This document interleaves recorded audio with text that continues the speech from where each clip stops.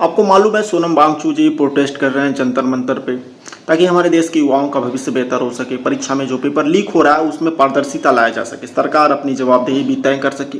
लेकिन हमारे देश के अंदर एक ऐसा जगह भी है जहां मध्य प्रदेश के अंदर लोग वहां पर भी भूख हड़ताल कर रहे हैं। आपको इसके बारे में नहीं मालूम होगा, मैं आपको इस वीडियो के माध्यम से सब बताने वाला हूं। वहां पर लोग ना जीने मरने तक की कस्में खा चुके हैं, अपनी चिता भी सजा चुके हैं। आपको सोशल मीडिया पर कई ऐसे सारे वीडियो देखने को मिल जाएंगे, लेकिन हमारा जो मेन स्ट्रीम मीडिया है वह इन सब चीजों को कभी नहीं दिखाएगा। मीडिया हमारे देश की वही दिखाएगी जो सरकार चाहे। मैं जिस जगह की बात कर रहा हूँ ना, वो मध्य प्रदेश की केन नदी है, जिसका अतिरिक्त पानी उत्तर प्रदेश के बेतवा नदी में भेजने की परियोजना है। सरकार की ऐसी योजना है कि जिसमें 44 से लेकर 45 करोड़ रुपए खर्च होंगे, ताकि बुंदेलखंड का जो सूखा जगह रहता है ना, उसे हरा भरा किया जा सके। ये जो बुंदेलखंड का क्षेत्र है वो उत्तर प्रदेश और मध्य प्रदेश दोनों के क्षेत्रों में फैला हुआ है।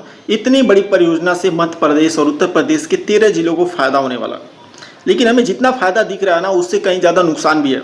केंद्र सरकार ने कई सालों तक इस परियोजना को सफल बनाने के लिए काम किया। मध्य प्रदेश में जब बीजेपी का शासन नहीं था तो वहां की सरकार मानेगी क्यों? क्योंकि कांग्रेस का सरकार था और कांग्रेस किसी तरह विवाद नहीं करना चाहती थी। जब मध्य प्रदेश में बीजेपी की सरकार आई, डॉक्टर मोहन यादव राज करने लगे, तो बीजेपी अपने काम को अच्छी तरह से मनवा लेगी। बीजेपी के हाईकमान यानी कि दिल्ली से जो ऑर्डर आता है, डॉक्टर मोहन को वही मानना होता है। वो अपने हिसाब से फैसले नहीं कर सकते। वहाँ की जनता चुप नहीं बैठने वाली है, वो अपने अधिकारों के लिए लड़ेगी और झगड़ा करने के लिए भी लोग तैयार है, मरने तक के भी तैयार। देखिए वहाँ की सबसे बड़ा मुद्दा है ना, पन्ना रिजर्व टाइगर मध्य प्रदेश में ही पड़ता है। वहाँ के लोगों का मानना है कि अगर बांध बनाया जाता है तो 6000 हेक्टेयर का क्षेत्र पानी में डूब जाएगा। पन्ना रिजर्व बाघों का एक शानदार लाइफ स्टाइल और घर माना जाता है, वो भी उनके लिए बर्बाद हो जाएगा। ऐसा लोग मानते हैं कि 20 से लेकर 25 लाख पेड़ों को काट दिया जाएगा, जो हमें प्रकृति के खिलाफ लड़ने में एक सहयोग प्रदान करता है।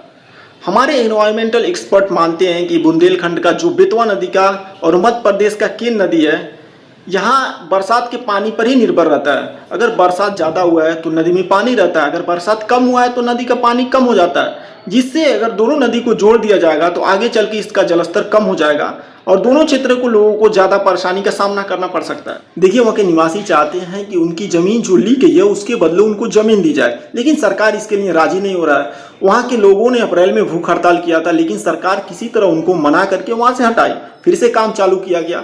लेकिन जब लोगों को लगा कि सरकार उनके अधिकारों का हनन कर रही है और सरकार उनकी बात नहीं सुन रही है, तो उन लोगों ने दोबारा प्रोटेस्ट शुरू कर दिया। आपको सोशल मीडिया, इंस्टाग्राम, यूट्यूब या फेसबुक पे कई सारे ऐसी वीडियो मिल जाएंगी जहाँ पे लोग पानी में खड़े दिखेंगे, चीता पर बैठे मिलेंगे। वो इंतजार कर रहे हैं कि सरकार उनकी बात सुने, लेकिन भाई ये बीजेपी की सरकार है, यहाँ पर कोई किसी का नहीं सुनने वाला है। इतना बड़ा देश के अंदर पेपर लीक हुआ, धर्मेंद्र प्रधान इस्तीफा नहीं दे रहे हैं और बहुत सारी ऐसी समस्याएं हमारे देश में आ रही है जिससे लोगों को धक्का लग रहा है।